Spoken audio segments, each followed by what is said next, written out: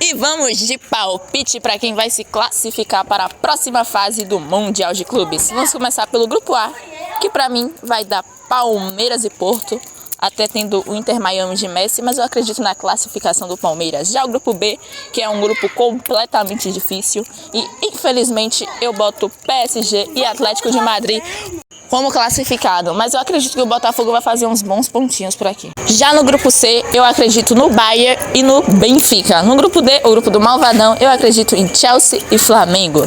Grupo E, pra mim vai passar o River Plate e o Inter de Milão. Grupo F, eu acredito no Borussia Dortmund e no Fluminense. Sim, galera, vai dar flusão, pode colocar.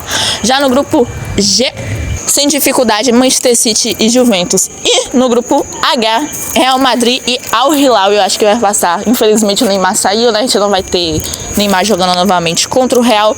Mas é isso. Se você acha diferente, comenta aí.